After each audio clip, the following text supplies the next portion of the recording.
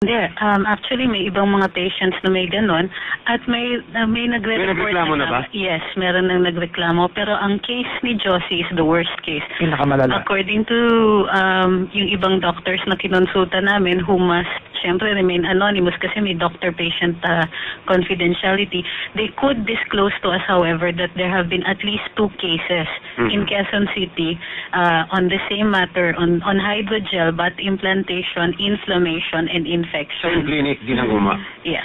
Hindi kaya nakalusot itong hydrogel dito sa BFAD kung sakaling pinalusot nga nila at dito sa paggamit nga dito dahil aprobado naman siya bilang wound dressing nga, bilang panggamot sa sugat. Yun ang sinasabi kasi nitong website ng Food and Drug Administration. Pero yung pagdating nga doon sa augmentation, ay wala silang sinasabi na approve nga yun for... Ganito kasi yun. Yung ginagamit, in fact, it's the same substance nga that's used in contact lenses. Pero there's a very different matter. It's a different matter pag ginagamit mo ang hydrogel as a filler sa katawan. In the first place, the NPAPRAS has already announced this.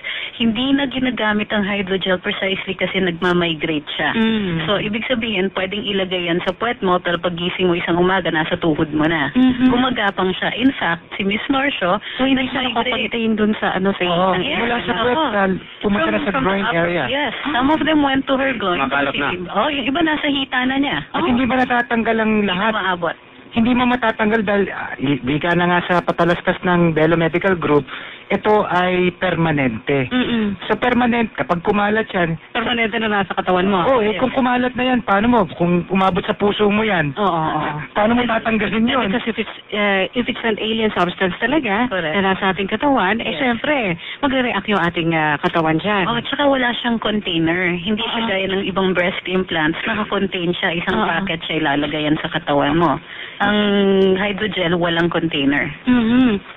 Pabalikan natin ang ating mga panahon ngayong umaga. Samantala, oras natin alas 10:35 ng umaga.